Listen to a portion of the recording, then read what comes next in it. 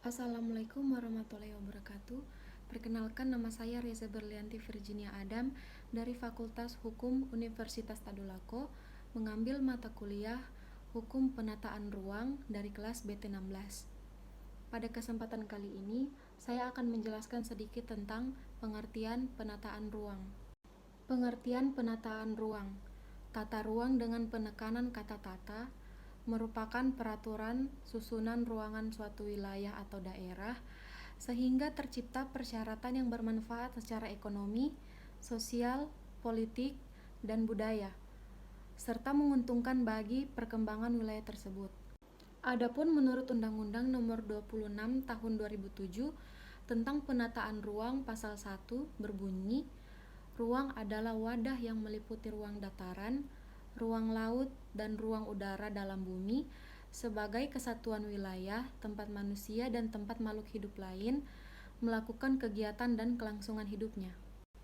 Konsep dasar hukum penataan ruang terdapat dalam pembukaan Undang-Undang Dasar Republik Indonesia tahun 1945 pada alinea keempat berbunyi, melindungi segenap bangsa dan seluruh tumpah darah Indonesia, dan untuk memajukan kesejahteraan umum, mencerdaskan kehidupan bangsa, dan ikut melaksanakan ketertiban dunia. Kemudian saya akan menjelaskan tentang dasar pemikiran, asas-asas, dan tujuan penataan ruang. Yang pertama, saya akan menjelaskan tentang dasar pemikiran. Dasar pemikiran yang melandasi penataan ruang dalam teori biasa merupakan landasan filosofi, yaitu yang pertama, ruang wilayah negara Republik Indonesia. Yang kedua, pengelolaan sumber daya alam. Pengelolaan sumber daya alam ini dilakukan secara terkoordinasi dan terpadu dengan adanya sumber daya manusia dan sumber daya buatan menurut prinsip pembangunan berwawasan lingkungan. Yang ketiga, demi mewujudkan satu kesatuan tata lingkungan hidup yang dinamis serta tetap memelihara kelestarian fungsi atau kemampuan lingkungan hidup, yang artinya untuk mewujudkan pembangunan yang berwawasan lingkungan.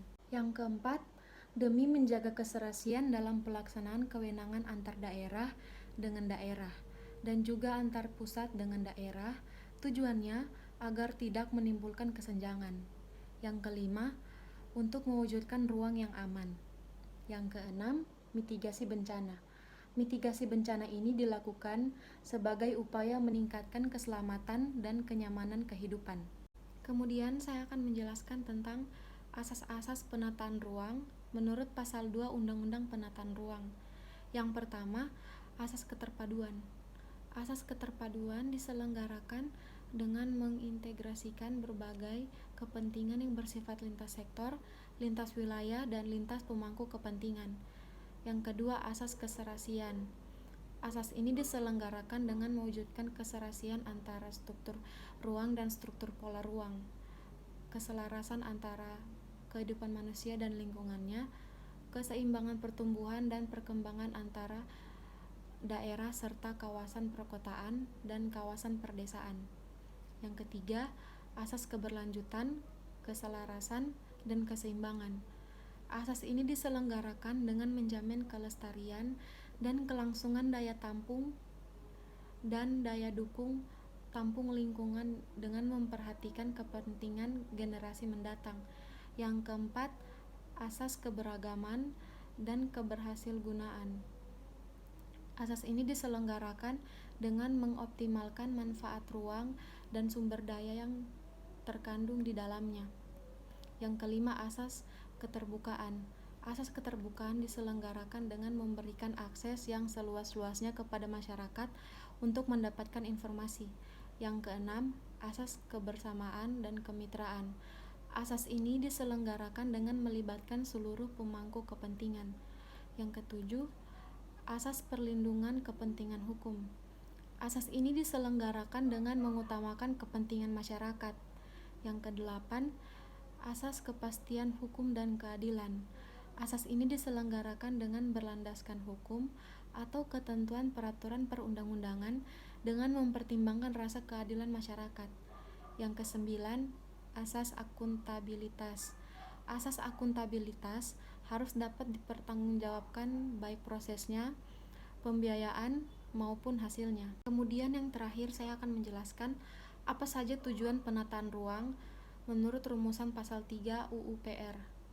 Yang pertama, tujuan penataan ruang untuk mewujudkan wilayah nasional yang aman. Yang kedua, untuk mewujudkan wilayah nasional yang nyaman. Yang ketiga, untuk mewujudkan wilayah nasional yang produktif. Yang keempat, dan untuk mewujudkan wilayah nasional yang berkelanjutan. Demikian pembacaan materi yang telah saya berikan. Maaf jikalau materi saya kurang lengkap, dan maaf jikalau pembacaan materinya banyak salah. Sekian dan terima kasih. Assalamualaikum warahmatullahi wabarakatuh.